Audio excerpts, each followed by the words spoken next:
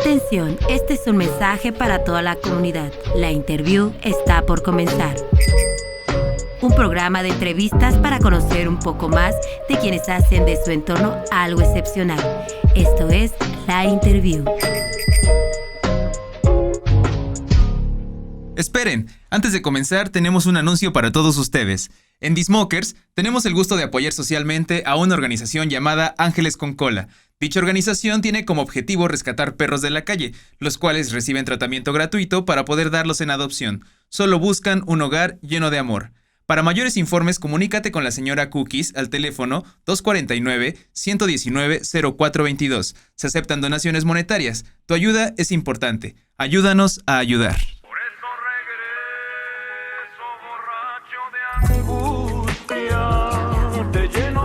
Y bien, pues yo estoy feliz nuevamente de estar sentado en este banquito, feliz de habitar en este cuarto que no es precisamente geométrico, está ahí irregular, como bien nos decía Scott. Y estoy gustoso de saludarles y quiero darles la bienvenida a una entrega más de La Interview, un podcast de entrevista que busca dar voz a personajes fuera de serie. Personajes que hacen de su entorno algo excepcional. Mi nombre es Eduardo Durán y yo seré su guía a través de este viaje. Los invito a ponerse cómodos, a disfrutar de esta transmisión que es posible gracias a The Smokers, un canal disponible en YouTube, Spotify, iTunes o su plataforma de podcast favorita. Los invito a tomar su trago preferido, nosotros ya lo hicimos, aquí hay de todo, se acepta de todo. Y dicho esto, y sin más preámbulo, voy a pasar a lo que nos interesa. Vamos a dar la bienvenida a nuestra invitada de hoy, un personaje que ha dedicado la mayor parte de su vida a la docencia, tengo entendido, y al activismo. Una actividad, valga la redundancia, que considero muy noble, muy admirable. Y bueno, si usted no sabe de qué va este tema, ya dejaremos que de primera mano usted se entere de qué va el activismo, gracias a la voz de nuestra protagonista. Y bien, damos la bienvenida a la química Marisol Cruz. Y es aquí cuando escuchamos unos efectos de aplausos. Y bueno, muchas gracias por estar aquí. Sea usted bienvenida, siéntase en casa. Gracias por la invitación. No, al contrario, gracias por estar aquí. Y si usted me lo permite, comenzamos este viaje preguntando: ¿quién es Marisol? ¿A qué se dedica? ¿De qué va la vida y obra de la química Marisol Cruz? Marisol es una mujer en toda la extensión de la palabra, libre, de pensamiento, de actuar. Pero también es una mujer que se ha dedicado en muchas cosas a observar. Cosa que regularmente pocos hacemos, ¿no? Regularmente solemos actuar sin pensar, solemos actuar sin observar, sin analizar nuestro contexto, ¿no? Creo que esa palabra me gusta, es una palabra clave, es una virtud del ser humano, ¿no? Observar y aplicar la razón. Sí. en esa observación. Así es, por eso es que a través de la observación, que ya se va inherente a mi profesión, claro, pues ya enmarca todo lo que tú puedes hablar de método científico y de 20,000 cosas. Pero no, Marisol es una mujer observadora. Sí, reacciono mucho porque acciono más que reacciono.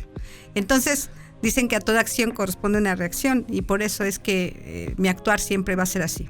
Observo y obviamente activo lo que tengo que hacer. Entonces soy una mujer de acción. Recuerdo esa frase que me viene a la mente, el veni vini vici, el vine vi y vencí, ¿no? Pues además persistí. Exactamente. Tengo entendido, si me equivoco, le pediría que me corrija. Usted desempeña la labor como docente en la Facultad de Veterinaria, ¿eso es cierto? Sí, claro. Entonces, por supuesto.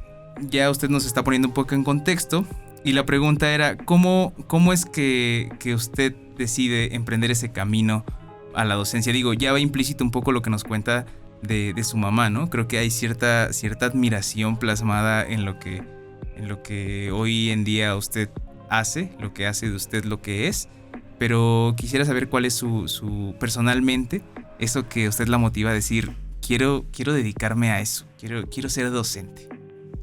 Pues el hecho de que un docente transforma vidas es un tema de mucha responsabilidad. A mí me gusta mucho exactamente el transmitir el conocimiento. Muy a mi estilo, por supuesto. Bajándome más hacia el conocer al ser, más que al que esté allí calificándolo con un número. Sí, claro. Esa es una diferencia y un contexto que a lo mejor ha ganado la crítica hacia mi forma de desempeñarme, pero sí ha de generar más la crítica, la sensibilidad y sobre todo despertar esa curiosidad de todo el talento que tiene cada uno de los estudiantes. Entonces, por ahí es que me gusta mucho dar clases y sí, lo traigo en la sangre exactamente de mi abuela, de mi madre. Y pues mis hermanos también son maestros y la única de nivel superior pues soy yo. Entonces, por eso me gusta mucho. Bien, esto me recuerda a una frase en la que hace referencia que el docente no es el que enseña, sino el que inspira al aprendizaje. Y en este contexto, no sé si usted tenga alguna historia en particular que le haya hecho saber que usted estaba en el camino correcto. No sé, alguna experiencia con algún alumno que haya dicho, estoy haciendo las cosas bien. Sí, pues sí, tengo muchas historias, y en esto de la inspiración, pues es una retroalimentación, porque también nosotros nos inspiramos en lo que hacemos y a quien tocamos. Sí, llegó un día, y no hace mucho, fíjate, y debo de decirlo, llegó mi amigo Peter, que es veterinario, está en Chiapas, y llegó un buen día y pues me trajo café y ya sabes, ¿no? Oye, necesito hablar contigo. Y yo, sí, cómo no. A veces venía y nos veíamos. Y ese día se quedó ahí en el portón de la casa, tu casa, Gracias. y me dijo, necesito abrazarte. ¿Por qué? Sí, yo dije, ¿cómo? Si siempre nos vemos, nos saludamos, ¿no? Claro. Necesito abrazarte y decirte gracias. Sí, no sabes lo que significas para mí en mi vida, vaya. Me has motivado y me he mantenido a pesar de mucha adversidad. Y eso es por lo que tú me enseñaste. Entonces así te quedas quieta, ¿no? Y dices, bueno, pues ya es un hombre formado, le ha tocado besar el suelo, levantarse y estar ahí. Y en los tiempos difíciles hablar y, oye, estoy así, te ayudo. Entonces, esos son de los días que te marcan, y así te puedo decir varias historias de alumnas también, ¿no? Decir, oye, pues ya me embaracé, ¿no? Y ya no puedo terminar de estudiar. Y pues los niños llegan cuando tienen que llegar. Y además tú lo elegiste, entonces ahora, ¿qué te falta hacer? Y entonces es cuando los motivas, y así tengo muchas bellas situaciones, pero que de verdad no las buscas de regreso, jamás. Siempre tienes que dar. Fluye. Aquí siempre ese es exactamente lo que significa dar sin esperar. Exactamente. Pero tú no sabes en qué instante o qué palabra o qué gesto fue lo que detonó una transformación en él. Algo que dijo, aquí me anclo, ¿no? Esto no lo sabes, tú no sabes. Estoy en el camino correcto, seguramente eso pensó, ¿no? Sí, o estoy incorrecto y cómo le hacemos, ¿no? ¿Cómo corregir la ruta? Claro, sí, o a lo mejor, eso es importantísimo. o a lo mejor los desvíe de la ruta correcta. Bueno, y hablando de rutas, ¿cómo es que surge su gusto por la química? ¿Cómo es que entre todo este abanico de posibilidades para la formación profesional usted dice, yo quiero ser química? Pues fue una historia muy rara de elegir mi carrera, ¿eh? Yo quería ser abogada. ¿Pero qué pasó? Yo quería ser abogada. Toda mi vida yo decía que iba a ser abogada. ¿Usted se lo contó a alguien antes de decidirlo? Sí, a mi mamá. Y mi mamá me dijo, no, los abogados son los borrachos, corruptos, Ya no te digo lo demás. Bueno, pero yo no soy abogado y mire que me lo he pasado bastante bien. Bueno, pero yo te digo. Entonces mi mamá me dijo, no, tú estudia una carrera lucrativa y esa sí. No. Y entonces, una noche antes de terminar, de hacer mi examen de admisión a la universidad, me quedé quieta y entonces vi mi Cardex y dije, bueno, ¿en qué materias voy mejor? Y una de ellas era la química. A mi mamá le gustaba mucho la biología también, pero a mí más o menos la química, y entonces empecé a escoger y dije, bueno, ¿cómo se verá? Ingeniera química, Marisol Cruz García. Química industrial, Marisol Cruz García. Química farmacobióloga, Marisol Cruz García. Y así elegí mi carrera. vaya, lo fundamental fue la química, que siempre me gustó mucho la emoción de los experimentos y todo esto. Eso me gustó porque nada lo repites y hay cosas y materias que repites y más bien las realizas y todos son diferentes, ¿no? Claro. Entonces, eso me gustaba mucho, o sea, era cosas diferentes. O sea, y por eso llegué. ¿Su formación es de química farmacobióloga? Así es. Ok. Muy bien, pues una forma muy sabia de elegir, diría yo, ¿no? ¿En qué voy mejor? ¿En qué voy mejor? Y cómo suena, ¿no? Esto me recuerda a este juego donde uno, adolescente, enamorado, juega con sus apellidos y dice, ¿cómo sonarán los apellidos de mis hijos? ¿No? Algo así, una manera muy efectiva de bueno, elegir. es la primera vez que lo cuento así en público, ¿no? Así nos está dando la premisa. Sí, así de que no tomen eso, ¿no? De hecho, me vi de bata blanca y todo y te proyectas. O sea, claro. Mi cuestión fue proyectarme y pues aquí estoy. Perfecto, ¿no? Pues qué gusto de tenerla aquí. Y como mencionaba al principio, durante la presentación de este episodio, además de la docencia, usted se dedica a algo que conocemos como el activismo, de acuerdo a lo que el equipo de investigación de la Interview averiguó. Entonces, quisiera que nos pusiera en contexto para quienes nos escuchan y no están del todo enterados de qué va esta actividad. ¿Cómo podría usted definir el activismo en sí? Es buscar el bien de todos. Es luchar por lo que sentimos que es injusto. Es Okay. buscar exactamente la igualdad, pero también defender lo que tú tienes y que reconoces como principios. Es no dejarte pisotear. Y es buscar las causas que pueden ayudar a más gente. Para mí el activismo es en muchas aristas, porque tiene muchas aristas. No puede ser activista desde el mercado, ¿no? Puede ser activista desde las profesiones, pero finalmente ¿en qué nos une? Y creo que son las luchas sociales. Y en muchas de esas causas pues tenemos un universo muy grande, ¿eh? Entonces para mí el activismo es explorar, desarrollar lo que yo tengo, pero sobre todo en un tema ganar. Si yo me siento bien y a mí me va bien, al otro también le tiene que ir bien. Básicamente el bien común.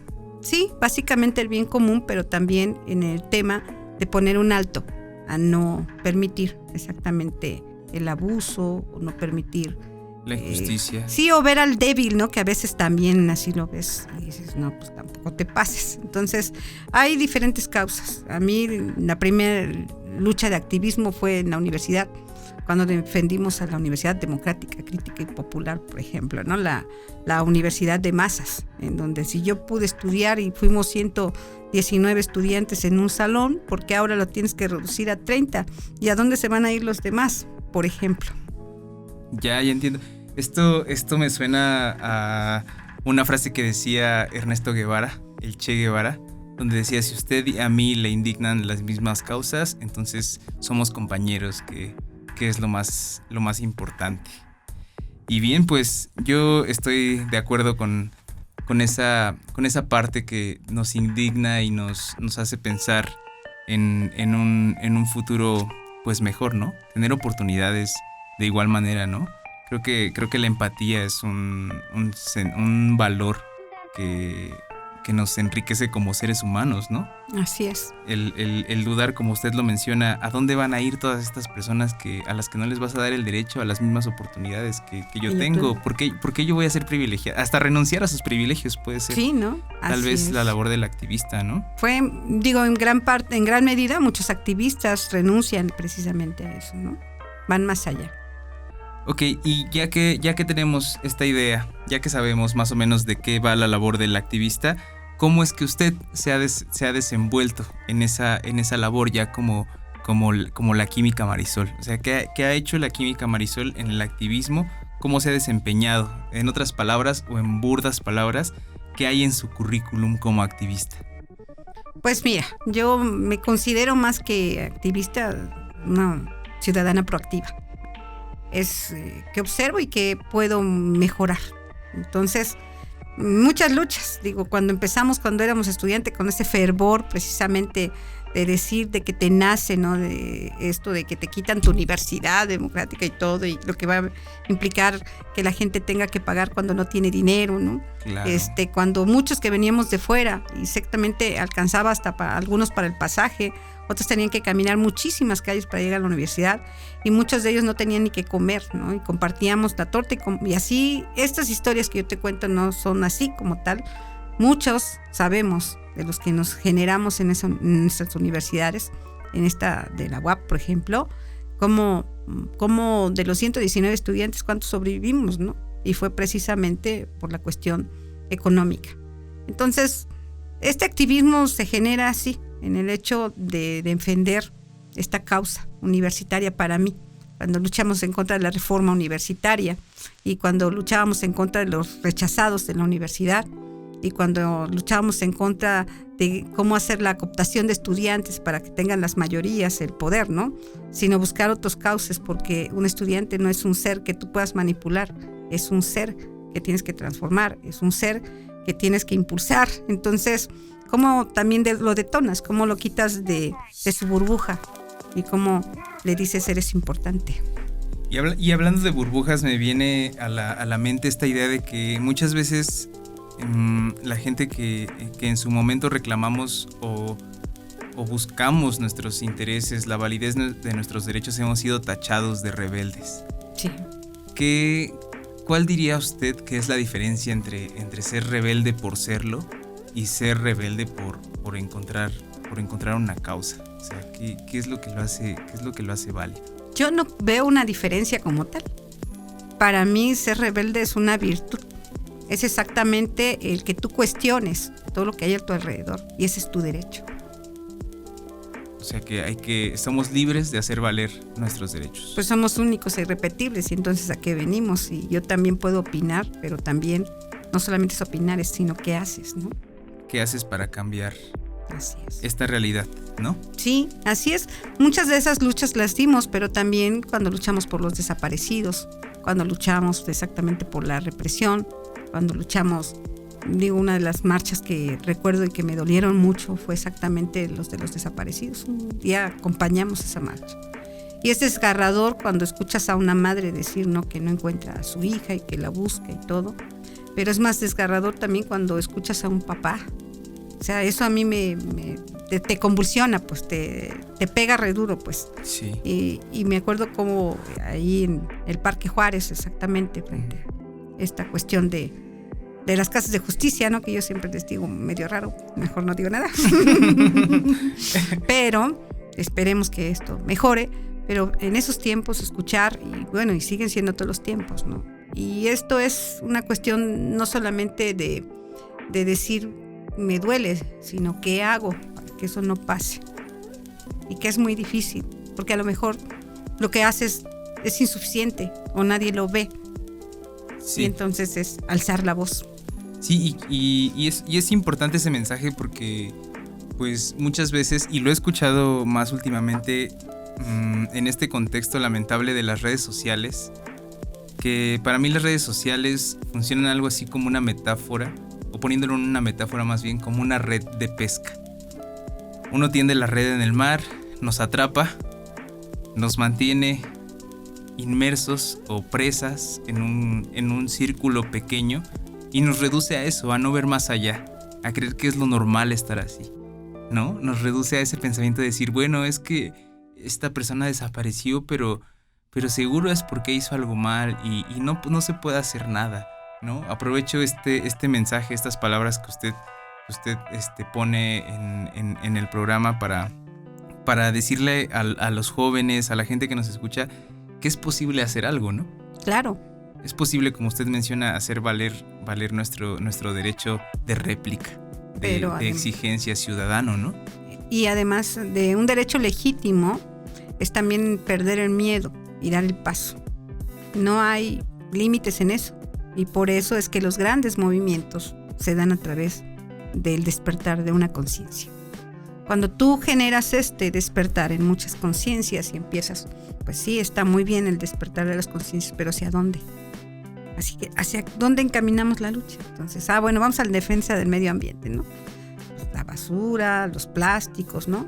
aquí, por ejemplo, es sembremos árboles, plantemos árboles. Endémicos, por supuesto, no aquellos que se mueren pobrecitos, ¿no? Claro.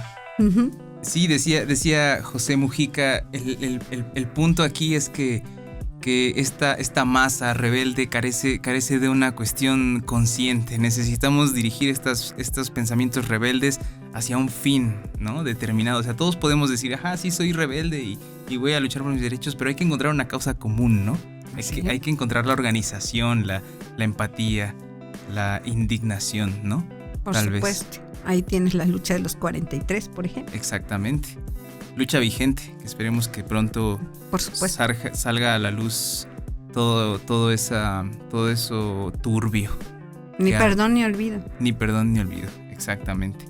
Y ya que hablamos de estas situaciones peculiares, como es el caso de las marchas, el caso de saber de alguien desaparecido con el que tal vez en algún momento convivimos, ¿hay algún recuerdo que usted tenga que haya detonado, haya explotado esta pasión por decir, sí, yo voy a dar la vida por esta causa? ¿Hay algo que haya hecho clic? Digo, tal vez sea un momento que no nos guste recordar, pero vaya, ahí está la curiosidad de esta entrevista, ¿no? El lado humano que tiene esta entrevista. Sí, hubo un día, exactamente, que es el día creo que marcó decir que Marisol quería hacer algo. Okay. Mi papá, no me crié con mi papá. Coincidimos en ese aspecto. Y fíjate que él era abogado. Ok. Es por eso mi hermano quería no que estudie eso. Y fíjate que abogado empírico en aquellos años. Okay. Y él tenía un papel político en un lugar que no voy a decir. Bien. Y fíjate que un día me pidió que lo acompañara, me invitó y fui. Y fuimos por una zona en donde llegamos en un autobús especial para mi papá. Y una zona en donde cientos de sombreritos lo esperaban. Así. Entonces se bajó y lo recibieron. Y yo iba ahí junto a él.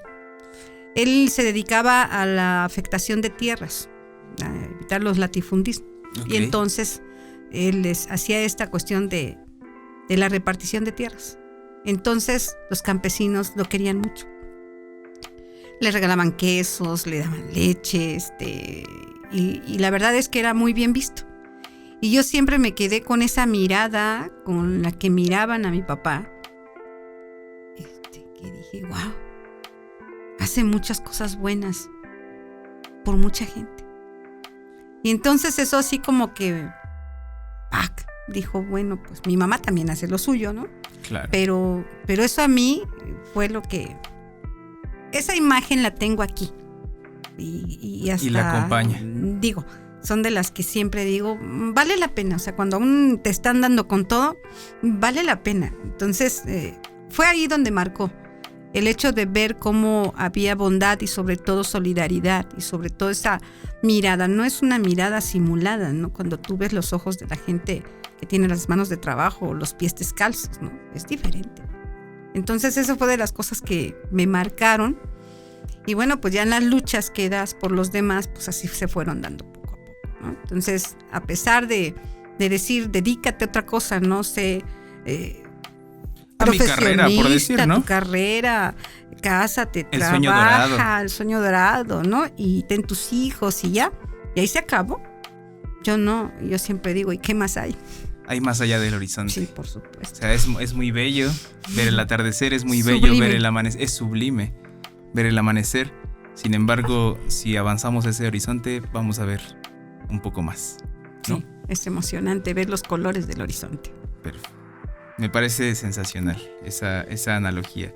Y bien, además del activismo como una actividad que busca justicia, que busca el bien común, tengo entendido que existe un interés personal y muy particular por el ámbito de la cultura, ¿no? ¿Cómo es que esto sucede? ¿Nos podría contar un poco de dónde nace esta idea de llevar el activismo a algo que va más implícito? Es yo diría un activismo así como un ninja, ¿no? Es silencioso, de manera subjetiva lo vemos en nuestro entorno, vía la cultura, y nos influye, ¿no?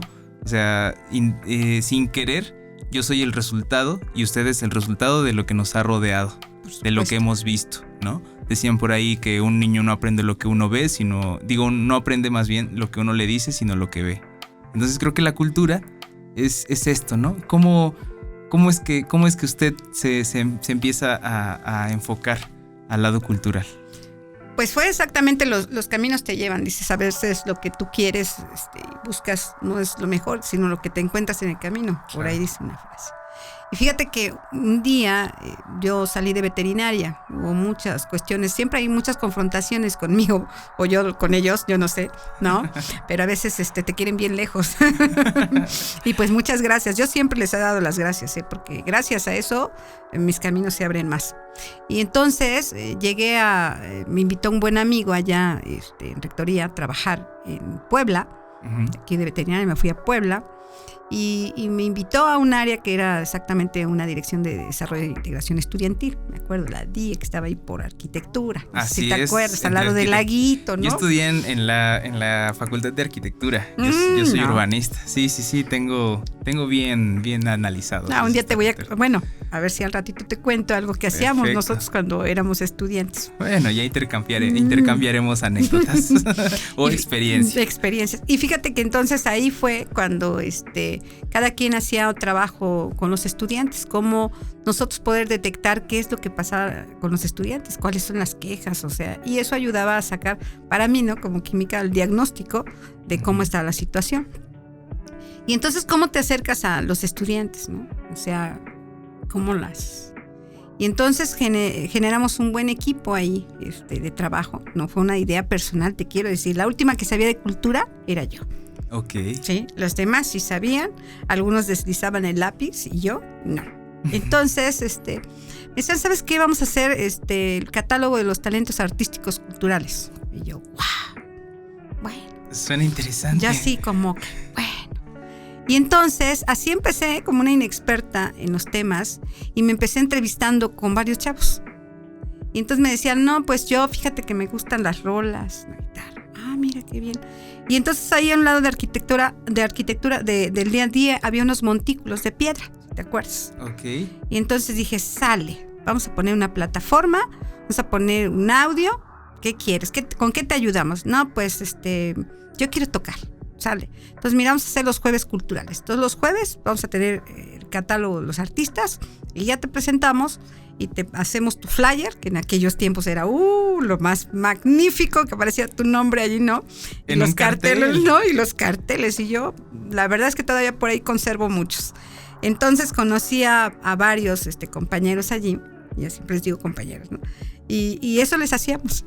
Y era maravilloso cuando los veías, o sea, diferente que él está dentro del aula, a lo que él, además del aula, de lo que está estudiando, esto es un artista. Y entonces así conocí a punquetos, darquetos, poetas, no, de todo. Toda la cultura. No, bien padre. Y la verdad es que los encuentros que hacían, llevamos ya un catálogo más o menos de 500 talentos artísticos y culturales. Wow. Era una cosa enorme. Entonces, creo que verlos, cómo se emocionaban, cómo transmitían, y a veces había 5 ahí alrededor y eran sus amigos, pero ellos ya en eso se estaban expresando. Y entonces cuando vi, se te erizaba la piel, dije, wow, esto está bien chido, decía yo en aquel tiempo. No, sí lo sigo diciendo. Todavía lo decimos. Está bien chido. Dije, yo creo que esto sí es lo mío. Y entonces me gustó porque me inspiró, ellos me inspiraron y dijeron, no, esto sí vale la pena. Y entonces cuando lo abrazas, y yo los abrazo más fuerte, y digo, aquí, esto es lo mío. Y entonces así me dedico a hacer muchas cosas en esta área que creamos, que se llamaba Ambientes Culturales. Este departamento tan chiquito, pero que tenía un potencial increíblemente grande, porque con hablábamos diálogos diferentes con la gente y sobre todo con ellos, que era difícil acercarte de maestro, estudiantes, a veces es difícil. Hay una barrera, ¿no? Pero mira, por la cultura y además a través de la expresión de escuchar hasta la letra, ¿no? Y su sentimiento cuando tocaba y todo eso, la expresión artística te mueve todo. Y así empezamos. Es un lenguaje universal, ¿no? Bueno. Pero además, exactamente porque hay ni idioma, digo, a pensar, ¿no? Es un lenguaje de expresión, además corporal, escénico. No, de todo. Y así fue como me metí a lo de la cultura. Me acuerdo que cuando se implementó un festival por los 400 y tantos años de Puebla, que hacía exactamente la Secretaría de Cultura, la Dirección de Cultura del municipio, ahí van a Marisa a tocar la puerta para decirle, oye, aquí tenemos muchos talentos, ábreles, ¿no? Los espacios. No, pues ya sabes, ¿no? Ser joven es ser borracho, ser adicto, ser esto, ¿cómo crees, no? Y más de la UAP, así casi, ¿no? Entonces yo dije, no, son muy buenos, yo respondo. Y entonces empezaron a abrir las plataformas, y ya los veía yo dando sus conciertos en por ejemplo, en un recinto de las Talaveras, ¿no? Ahí en el mero Zócalo, y así, y muchos siguen todavía en esos aniversarios. Entonces son de las cositas que por ahí Maestra, Hikuri, por ejemplo, que es uno de los grupos que por ahí estuvo con nuestros amigos, con Adolfo Ortiz y todos ellos, y bueno, te puedo enumerar otros, pero bueno, me los voy a callar. Pero sí, muy, muy emocionante, y así fue como surge el tema de mi acercamiento, porque además te revitaliza y obviamente dices, es tan importante un audio, y así eran mis peleas allá, ¿no? Porque decía, pues ya los tenemos ahí, son buenísimos, yo necesito un buen audio. Y me indignaba yo tanto cuando escuchaba yo un audio, ya voy a decir cosas, feo, sí, de mala calidad. De mala calidad, bueno, o sea, feo. Y decía, ¿sabes cuántas horas se dedicó él a estar creando y todo? Y para que llegue y lo ponemos en un escenario y tengamos esto, o sea, no es posible que les faltemos al respeto. Exacto. Y entonces así fue como de esas luchas activistas en pro de la cultura juvenil. Y también estudié culturas juveniles. Entonces eso me hizo también despertar cuando veían, ¿no? Tantas perforaciones y cuántos tatuajes y todo. Entonces decíamos, wow. El prejuicio. El prejuicio, pero también la manera en que el joven quiere ser observado.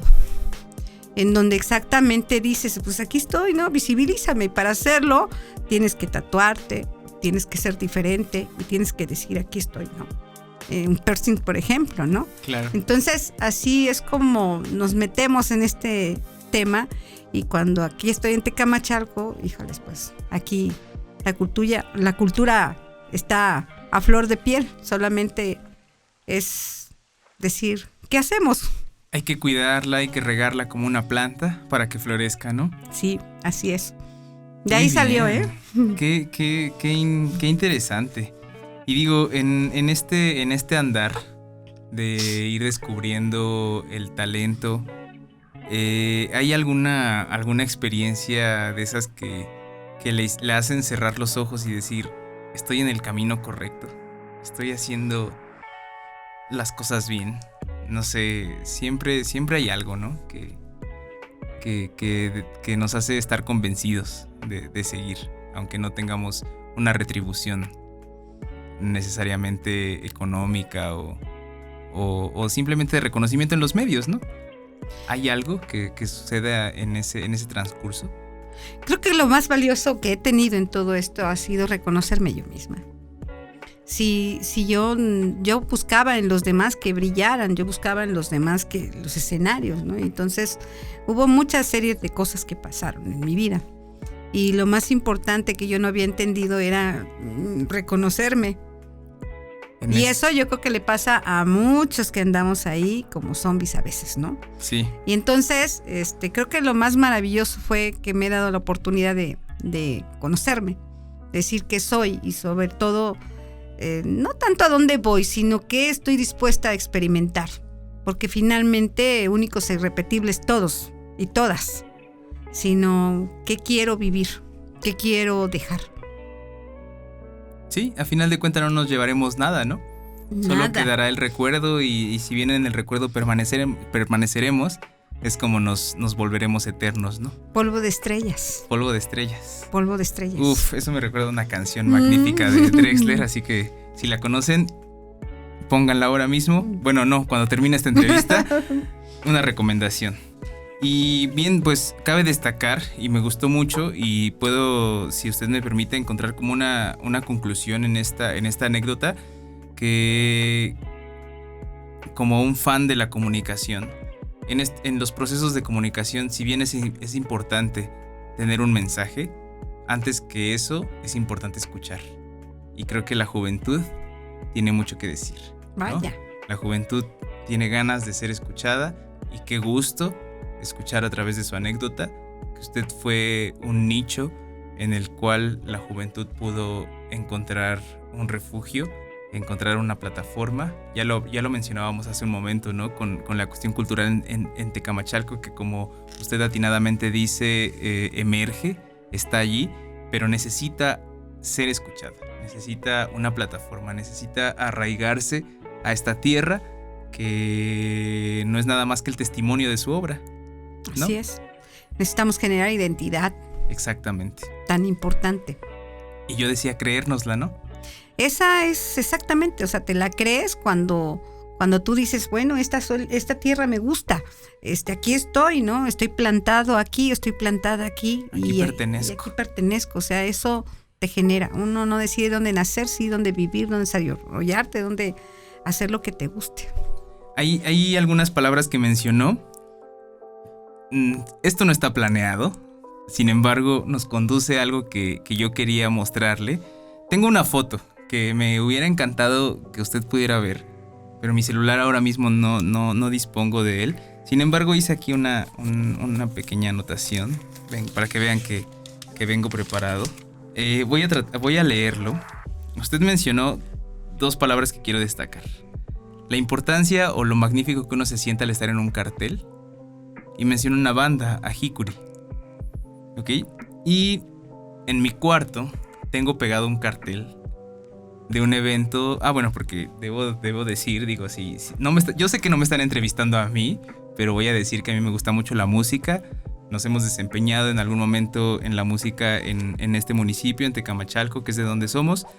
Y por ese gusto tengo este cartel.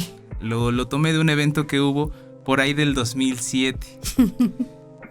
Un llamado Primer Tecafest. Uh-huh. ¿Lo recuerda? Uh-huh. El eslogan de esto decía: apoyando al niño que llevamos dentro. Fue un 27 de abril. Uh-huh. No sé qué viene a su mente cuando leo punto y seguimos, te invita. Así es. No sé si era una organización o algo por el estilo. Pero se definen como un centro de extensión y difusión de la cultura y el desarrollo. Y dice el cartel literalmente: informes con la química Marisol. Las bandas que en ese momento estaban eran bandas como Hikuri, ya lo menciona usted, Neural, Pórtico, que hoy en día, como fan de la música, se hacen llamar Pórtico Mictlán. Mictlán. Así es. Lulabel de Diantres, una banda de Cholula con la cual una vez tuve la oportunidad de compartir el escenario. El Ángel Nocturno, la Serpiente Elástica, y la entrada era gratis, siempre y cuando uno donara un juguete. No me acuerdo de eso. ¿Se acuerda? ¿Qué nos puede contar de eso? ¿Cómo nace esa idea? Yo le dije al principio que tenía una sorpresa. Esta es la sorpresa. Tengo ese cartel, se lo quiero enseñar en una foto cuando termine esta entrevista. Pues bueno, era exactamente que ya tenemos los talentos artísticos y ahora decimos, ¿y qué hacemos, no? Entonces venía lo del Día del Niño y entonces no son ideas mías, es exactamente, nos vemos como iguales, entonces ¿cómo le entramos? ¿No? Es atar los cabos, ¿no? Sí, tal no, vez. O sea, ¿cómo le entramos? Y oye, pues vamos a convocar, hacemos una rola, ¿no? Y de ahí pues pedimos juguetes. Y bueno, y entonces una noche así le puse. Punto y seguimos. 1, 2, 3. Qué gran analogía. Así es. Y generamos una asociación civil, por cierto, que era el Centro para la Difusión y Extensión de la Cultura y el Desarrollo. Así, exactamente. Así, con todas sus letras. Con todas sus letras. Y dijimos, de aquí somos y de aquí empezamos a lo que necesitemos. Ese movimiento tuvo frutos porque lo que tú ya dices, ¿no? Muchos se motivan estas causas. Ahí estuve. Y bueno, pues entonces ya no te digo nada. O sea, es vivir un momento que se generó con una emoción de ayudar y de decir, bueno, pues vamos a desprender sonrisas de los niños. Entonces, es ser lo que somos. es ser lo que somos, y en ese momento pues eso éramos, y ese papel nos tocaba, y ese papel lo juntamos todos, cada quien en su propia mención, ¿no? Entonces ahí es donde las plataformas que te digo, pues era cómo lo hacemos juntos. Y eso sucedió apenas a metros de aquí, ¿eh? O sea, aquí sí, en una esquina se dio este evento, y me parece interesante lo que dice, porque cabe destacar que en ese momento yo me puedo reconocer como un adolescente que iba a un evento de música de rock porque era lo único que me interesaba. Pero aquí lo que cabe destacar es la conducción consciente que tiene este evento. O sea, detrás de ese evento, más allá del relajo, de la fiesta, de las rolas, del sonido y de que suena bien chido y demás, es que hay una causa. Está este principio de donar un juguete, de llevarlo a una sociedad civil, de darle el beneficio a un sector de la población que para mí es crucial, que es la niñez. Y no sé, esto es algo que quería mencionar, quería que no pasara desapercibido, porque es algo que tenemos que ver, hay que ver más allá del horizonte, hay que ver más allá de las formas. Pues la verdad es que gracias por revivir esa emoción, porque sí fue una verdadera sorpresa, la verdad, sí, así es. A veces también te quiero decir que lo que nosotros veíamos, ¿no? O sea, ¿cómo queremos ser reconocidos? ¿Es necesario ser reconocidos? Tal vez no. Para muchos sí es muy importante y alzan la voz diferente, y eso es lo maravilloso. Entre decían por ahí que la diferencia no debemos de verla como una amenaza, sino como una gran oportunidad de crecimiento, de como hacer una virtud. Cosas, claro. Y entonces, por eso te digo que hay que observar. Y esa cuestión de los jóvenes, esa retroalimentación, ¿no? Es algo que, como vamos a acercar, no tiene precio. No tiene precio, y ahorita que me necesité recordar, la verdad es que ese punto, y seguimos. Está claro, me queda claro. Pues bien, dense cuenta que hay más allá de la rebeldía, ¿no? Sí, es bueno esa rebeldía. Hay un impulso ahí. Y bien, ya hablamos de la docencia. Un saludo a sus alumnos, donde quiera que estén. Y el activismo. Ya abordamos esos temas. ¿Hay algo más que usted pudiera decir que forma parte de su esencia, que forma parte de su dedicación, que algo más que la defina a usted y que pudiera o que quisiera compartir con nosotros? El no quedarme callada y el decir las cosas como son. A veces ya lo he aprendido, a veces a decirlo con mucha mesura, eso sí, también. A veces podemos pues decir las cosas de manera que lastimas al otro, ¿no?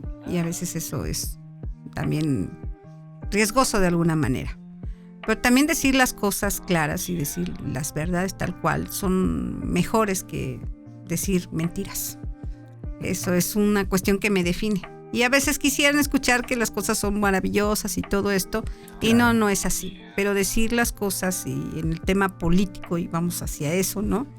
Es diferente. En esta maraña, exactamente, a veces debes de tener esta cuestión de decir, espérate, no te aceleres, ¿no? Tienes que enfriar más la cabeza, pero también es no tener el tiempo todavía para entender, ¿no? Y que a los demás, así como decimos, ¿no? Como en los jóvenes tú puedes generar un entorno de despertar de conciencias, pero cuando tú te vas a un entorno de ciudadanía, ya es un tema de decir, ándale, son muchas voces diferentes, ¿no?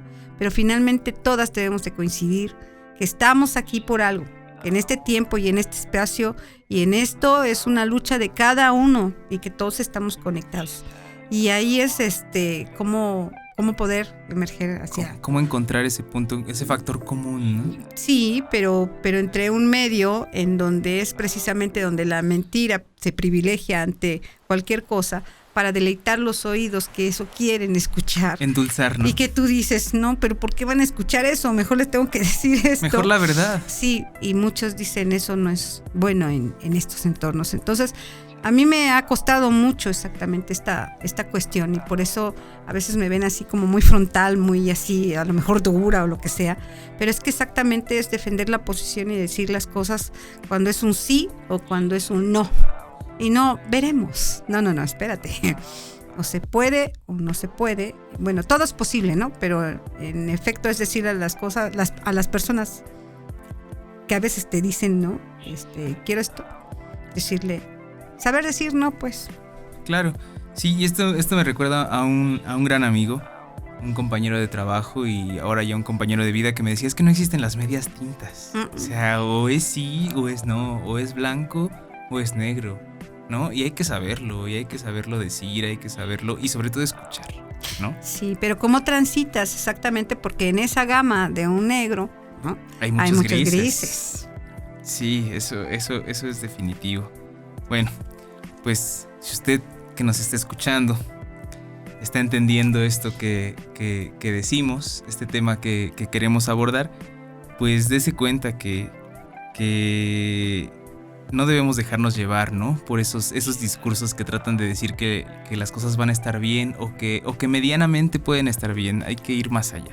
Sí. Hay que estar conformes, hay que irnos a dormir con la conciencia tranquila y con la claridad de decir, lo logré o, en su defecto, me falta esto.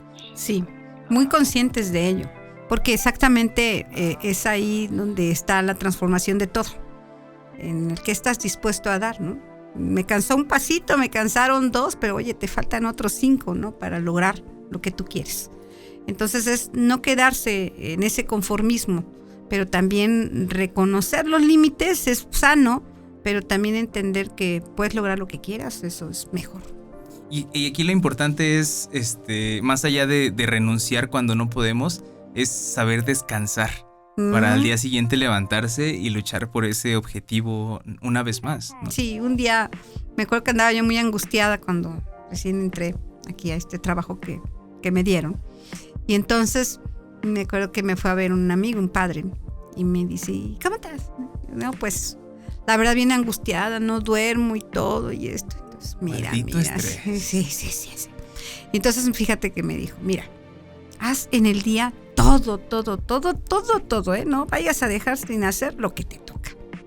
Y ya en la noche, cuando te vayas a dormir, yo estudié en un colegio de monjas en la primaria. Entonces, además, fui marxista-leninista maoísta y regresé con la Virgen de Guadalupe y la Virgen de Juquila, ¿no? Okay. Entonces, así toda mi transición, hay imagínate, un arraigo ahí. Todo, ¿no? Y entonces, así le hago. Y en la noche digo, bueno, pues yo ya hice lo que me tocaba y a ti, Dios, te toca hacer lo que yo no puedo hacer. Y entonces, ahí te encargo. Y ya me duermo más tranquila, ¿eh? Así despierto, pues, más fuerte, pero sobre todo es algo, como también tienes que soltar. No te quiero decir que sean así todas mis noches, por supuesto que no. Por supuesto, a veces me acompaña para seguir pensando qué hacemos. Genial. La fe es importante. En este camino la fe es importante. A lo que sea que usted se aferre, usted que nos escucha, a lo que sea que usted se aferre, aférrese bien. Sí. Porque esa fe la va a salvar. Y por ahí dicen, Dios, dame fuerzas para aceptar las cosas. ¿Cómo, que no puedo cambiar? Para...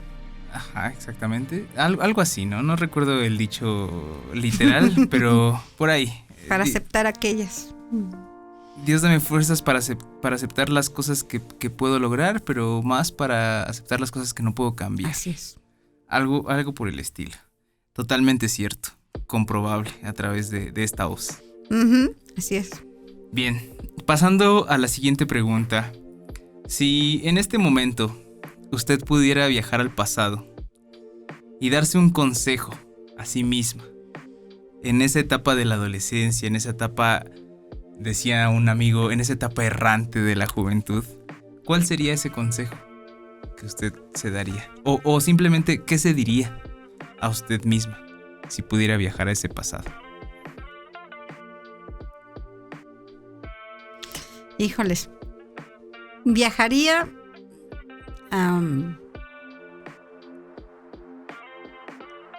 no, ya. Ese ha sido un viaje muy largo. Viajaría al kinder y abrazaría más fuerte la pierna de mi mamá. Ahí me veo. Estaba yo ahí y hacia atrás, pues chiquita, y mi mamá sonriendo y yo en su pierna. Eso me gustaría volverlo a hacer. Me ha dejado sin palabras porque para mí la figura materna es algo valioso, más allá de lo que signifique. lo que, bueno, claro, es inamovible, pero pues es una figura que añoro, que me ha inspirado y pues que me ha traído, y que ahora encuentro un punto común con usted, nos ha traído hasta aquí. Sí, y finalmente, porque en toda esta rebeldía que también todos vivimos, nos pasa algo en la familia. Y es exactamente a veces el rechazo y la unidad y lucha de los contrarios, que es exactamente en casa. Como vemos a veces hasta ahí los papás como enemigos, ¿no? Ay, no, mi papá me impone esto, mi mamá me dice esto, mi mamá me exige esto. Es que no y me los entiendes. vemos, sí, es que no me entiende. Y la verdad es que yo también transité en lo rebelde. Es más, esto como decían en la Biblia, niégame 3 veces, ¿no? O sea, yo lejos, y también lo viví. Hoy lo que siempre les decía yo a mis alumnos, y es parte de lo que yo también aprendí, porque te voy a decir, o sea, todo lleva una serie de transformaciones que tú también te quieres permitir, ¿no? Porque también te puedes quedar en no pasa nada y yo soy fregona y conforme, así está, ¿no? No, yo soy fregona y los demás están equivocados, ¿no? También. Yo viví un tiempo de eso. Y entonces es decirles, o sea, tienes a tu mamá, tienes a tu papá, esos son los que tú elegiste, porque esos son tus papás. Y entonces el tiempo de abrazarlos, de agradecerles, no es un tema de choro ni de simulación. Es un tema de saber que ellos sí son los seres más importantes y que nosotros somos los seres más importantes para ellos. Y por eso hay que abrazarlos, porque cuando se nos van, exactamente ahí decimos, le lloramos y hasta lo que sea, ¿no? En vida. Entonces en vida, y ahí no me voy a dedicar ahorita a dar las sugerencias, pero la verdad es que siempre a mis alumnos que son profesionistas y que eran mis alumnos les decía, todo parte de ahí. Desde que el momento que tú llegas de aquí de veterinaria y llegas a tu casa, a tu pueblo, pues dale las gracias a tu mamá, abrázala y no necesitas decirle por qué, solamente haz lo que te nazca, como tú eres. Y entonces eso es algo que yo también me costó aprender, y sobre todo pues uno que también medio rebelde, pues sí, pero yo aprendí a decir gracias y tuve el tiempo de decir gracias. Pues si usted que está escuchando esto ha podido escuchar esta experiencia, hágalo, de verdad, es importante. No dejen pasar la oportunidad, pues lo único que nos consta es el presente. Sí, más ahorita, ¿no? En pandemia. Exactamente, tenemos la fortuna de seguir aquí, y vaya, qué bella es la vida, sí. Qué bella es la existencia, y qué bello es poder reconocer a las personas que nos permiten estar en este plano. Qué bella, sí, es la familia. Y hay muchas familias. Bien, no sé si esta sea la respuesta de la siguiente pregunta, pero si usted pudiera darle un consejo a los jóvenes que nos escuchan, porque la juventud ha sido un tema en común a lo largo de esta entrevista, ¿qué consejo les daría? Vivan, disfruten, hagan todo lo que se les dé la gana. Todito.com. Sí. Sean rebeldes. Sean rebeldes, con causa, indígnense. Si ven algo que está mal, critíquenlo. No bajen la voz, únanse, platíquense todos entre todos. Véanse en los lugares que quieran, pues, pero también cuidarse. Creo que también ahí es un estado de la alerta para muchas otras cosas. La cuestión de las adicciones, la cuestión de salir del paso por la puerta más cercana y la más fácil, y que a veces eso les sirve a muchos vivales, ¿no? Que viven a partir de cosas que se alejan de la tranquilidad de los jóvenes. Entonces yo digo que hay que vivir, que disfrutar, que viajar, que nadar, que besar, que enamorar. Exactamente es eso, es sentirse libres, pero también con ese entendimiento que a veces tiene el poder económico, incluso, que a veces la lucha más grande que tienen los jóvenes es exactamente la libertad económica, es con la que luchan, es por la que luchan muchos tiempos. Cuando yo tenga varo ya me salgo de aquí y nanay, ¿no? Así. Claro, ¿no? Literalmente. Y literalmente. Entonces yo digo que hay que buscar un equilibrio entre lo que tienen, agradecerlo, pero sí vivir y ser como son, a flor de piel, porque solamente sin hay miedo. una vida nada más, una vida. Y todo, aunque toquemos el piso y lo besemos, ¡ay, qué bello piso! Y este es el piso que yo quise. Es decir, disfrutar todo. Eso diría yo. A eso venimos, a vivir, a ser felices y obviamente puedo respirar, puedo estar aquí. Así es. Somos polvo de estrellas, ya lo dijo sí, usted. sí. Y como el polvo, en esa medida existimos en el universo. Sí, Prácticamente nada, así que eso que tenemos, eso que nos consta, que sea lo máximo. Mirar para la las juventud. estrellas, sentir el viento. Exactamente. No, ya me sentí como soy. Perfecto. Está usted en su casa. Gracias. Y bien, esta es una pregunta que hemos repetido a lo largo de todos los programas de la interview y es una pregunta que a mí me gusta mucho porque explora entrañas sensibles, digo, sin menospreciar todo lo que ya hemos explorado a lo largo de la entrevista, pero la pregunta dice, cuando usted está en otro lugar, en otro municipio, en otra ciudad, en otro estado o país, y usted piensa en Tecamachalco, ¿qué es lo primero que viene a su mente? ¿Qué es lo que más añora al escuchar esa palabra? O al recordar ese lugar, este lugar. El saludo de la gente. La calidez. Cuando yo decido quedarme en Tecamachalco, porque exactamente decidí eso, es porque a mí me gustaba el saludo, la calidez, la empatía. Eso la cercanía. Y decirte, adiós, química. Hola, ¿qué tal? Adiós. Oiga esto, adiós, ¿qué tal? Eso es lo que añoro y lo que me gusta y lo que disfruto siempre. Bien. ¿Hay algún lugar de este municipio, de este lugar, que para usted signifique algo muy importante? ¿Hay algún lugar que tal vez raye en ese concepto de especial para usted? Sí, hay un lugar. ¿Cuál es? ¿Y por qué? Tres. Bueno, ese lugar yo creo que lo van a conocer muchas personas, ¿no? Hay un lugar allá arriba en el Cerro del Techachal, especial. Y es una piedra, exactamente, en donde muy pocos saben, digo, te quiero decir que ni mi esposo sabe, precisamente, en donde he ido y he observado. Ese lugar es así, en el Cerro del Techachal.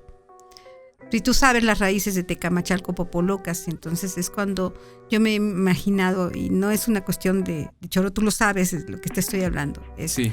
Imaginar en antaño lo que hacía yo con Cuetzpaltzin. ¿Cómo se veía en ese ¿Cómo momento? se veía? O sea, ¿qué observaba y ver la vegetación alrededor y decir si hay que defender la tierra, hay que defender el agua, hay que defender la flora, la fauna. Eso es lo que a mí me gusta. Me gusta estar a veces en silencio, que a veces no son muchos mis silencios. No son muchos mis silencios. Pero esos son los instantes que a mí me gustan. Pero los pocos son, imagino, muy valiosos. Sí, y muy necesarios también, porque hay muchos ruidos y a veces hay momentos que tienes que liberar para que así nuevamente vuelves a tu centro. Exactamente. Un cable a tierra. Uh-huh. Ah, bueno, otra buena manera de decirlo. Yo mi centro. Muy bien. A continuación voy a pasar a una dinámica del programa. Esta es una dinámica nueva. En la temporada anterior tuvimos una que la verdad era muy divertida, pero para esta quise hacer un cambio. Uh-huh. Estamos hablando de otra nueva etapa de este programa, de la interview. Y esta dinámica le puse de bote pronto. El bote pronto es un término utilizado meramente en el fútbol, que básicamente refiere a golpear el balón lo más pronto posible después de que rebotó. Entonces, en ese concepto, la dinámica consiste en que yo le voy a dar una palabra, solo una, y usted va a tratar de responderme lo primero que venga a su mente al escuchar esa palabra, ¿ok? Sin pensarlo mucho, con la finalidad de revelar un poco, de compartir un poco con el público de lo que somos, ¿no? De lo que pensamos cuando escuchamos estos conceptos. Va que va. Entonces, si usted me permite, voy a comenzar con esta dinámica, la dinámica de bote pronto. Entonces, ¿qué viene a su mente, por ejemplo, cuando escucha la palabra pueblo? Tecamachalco. Comunidad. Tecamachalco. Música. Los jóvenes. Gastronomía. Torta de chalupa. Peatón. Respeto. Bicicleta. Respeto. Libertad. Todo. Ser humano. Somos. Niñez. Bella. Docencia. Transformación. Futuro. Nuestro. Ciencia. Despertar. Historia. Reconocer. Comunicación. Socializar. Palabras. Diálogos. Alma. Eres. Corazón. Todos. Y finalmente, entrevista. Gracias. Muy bien, pues el que debe dar las gracias esta noche soy yo. Muchas gracias por haber estado aquí. Y así como todo lo que sube en algún momento baja, así como el sol sale y se oculta, así como todo lo que comienza en algún momento acaba, hemos llegado al final de esta transmisión. Comenzamos el proceso de aterrizaje, no, al contrario, muchas gracias. Comenzamos este proceso de aterrizaje y después de este interesante viaje, y antes de irnos, quisiera preguntarle, ¿hay algo que quisiera agregar? ¿Hay algo que no haya preguntado o algún mensaje que quiera mandar a quienes nos escuchan? Sí. Adelante. Hay una palabra que no mencionamos en todo esto, que es el amor. El motor. De todo. Es eso. Es apelar y reconocer lo que somos. Es decirles, en el sentido que no hay niveles, no hay poderes, no hay nada. Hay solamente seres humanos. Solamente es abrir diálogos, es mirarnos a los ojos y tener esa oportunidad. Y es decirle a la gente que es tiempo de reconciliarse, es tiempo de reconciliarnos, pero es tiempo también de construir. Y que no se puede solos. Y que no se puede solos. Y que también en esta lucha de las mujeres que tenemos, es tan indispensable decirles que es también muy difícil para nosotras. Tenemos que demostrar 10 veces más que somos mejores para ocupar espacios. Y que esta gran oportunidad que hoy tenemos, precisamente, como primera mujer, en esta cuestión de toma de decisiones, exactamente el gran reto que tenemos, pero que yo tengo personal, porque tengo que reivindicar a las invisibles en una lucha que han dado por lo que hoy tenemos. Entonces, que no hay que olvidarnos que hombres y mujeres somos parte de el todo, pero que en la solución está en la voluntad de cada uno de contribuir y hacer las cosas que nos corresponden y alejarnos de aquellas que no llevan a nada bueno. Y eso implica que todos somos corresponsables. Ya lo decía esa banda famosa, ese cuarteto de Liverpool, All You Need Is Love. Todo lo que usted necesita es amor. Y bien, gracias también a usted que nos escucha desde casa, mientras trabaja, mientras se ejercita, mientras descansa. Gracias por permitirnos acompañarle. Esto ha sido todo y si les gustó los invito a compartir este podcast y seguirnos en nuestras redes. En la descripción del video van a encontrar los links a través de los cuales nos pueden seguir y de esa manera podrán acceder a todo nuestro contenido. Nuevamente, muchas gracias, Química. Marisol, si me permite llamarla así. Marisol está bien. Muchas gracias, Marisol, por haber estado aquí, por permitirnos darle la bienvenida a esta su casa, a este estudio que hace posible la interview. Gracias por crear esto. Yo me despido, mi nombre es Eduardo Durán y como siempre ha sido un placer hacer esto para ustedes. Los invito a seguir disfrutando del día, de la noche, de la vida, de mirar al cielo, de mirar las estrellas, del canto de las aves, de ser, de estar, del aquí y el ahora, del amor que mueve este mundo y mantiene a flote este barco. Nos vemos en la próxima y no pierdan esa capacidad de sorprenderse. No dejen de maravillarse con este hermoso mundo que nos rodea. Esto fue la interview y hasta la próxima. Chao. Hemos llegado al final de este episodio de la interview. Adiós. El muchacho de los ojos